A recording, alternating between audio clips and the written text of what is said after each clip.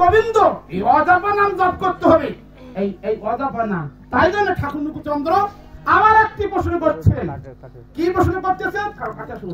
যে ঠাকুর নুকুচন্দ্র তো মানুষ, আমাদের ভাগবত বলছেন যত অবতার হয়েছে পৃথিবীর বুকে সর্বশ্রেষ্ঠ অবতার কোনটা? কি অবতার? মানুষ লীলা, নরলীলা। নর শব্দ অর্থাৎ কি? মানুষ। এখন এরা তো আমাদের এরা হামার লোক, বুঝাবো কাক শোবো কাক। এই কাদারাজি শোন, কি কথা বলি না, আমরা শুনিনি, পরে যখন যাবে তখন তো বুঝাবে। দেখা সর্বশ্রেষ্ঠ অবতার কোনটা? নরলীলা। ঠাকুর নুকুচন্দ্র মানুষ, তো মানুষে তোমার কি হবে? ঠাকুর নুকুচন্দ্র মানুষ তো আস্তে আস্তে কাটবেন, প্রথম ঠাকুর নুকুচন্দ্র কি মানুষে তো কি ভগবান কোন কেউ দেখেছে? যারা দেখিনি নয়নে তারা বুঝিব কেমন কেমন। কোনদিন কেউ ভগবানকে দেখেছে?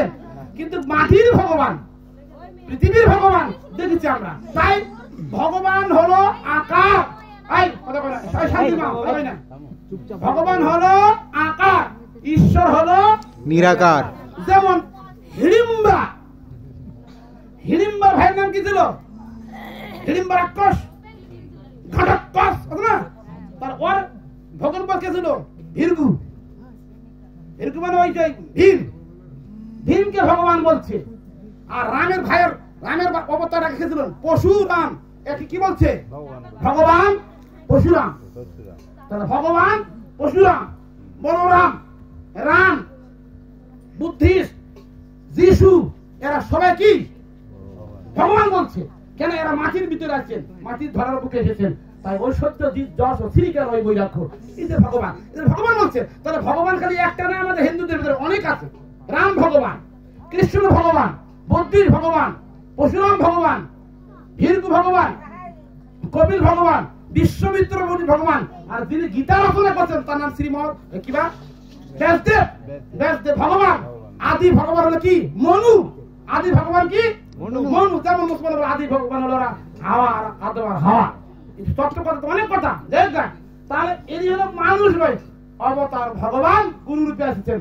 এই তত্ত্বগুলা তাই কৃষ্ণ যতক লীলা, সর্বোত্তম নরলীলা, নরবপু তাহার স্বরূপ, গোপীপেশে বেণুকর, নবকৃষ্ণ নরবর, নর লীলা হয় অনুরূপ। তো মানুষ যখন জন্মগ্রহণ করবেন তারা তিনি খাবেন না।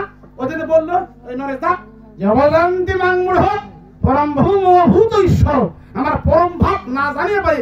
আরে বুড়ো ব্যক্তিরা এরা নাকি মনুষ্য গান করিয়া থাকে। ভগবান যে যুগের দিকে নররূপ ধারণ করে মনুষ্য গান করে আমাকে। তাহলে ভগবান যখন জন্মগ্রহণ করেন কে? রামচন্দ্র না? রামচন্দ্র ভগবান না? পুরুষোত্তম রামচন্দ্র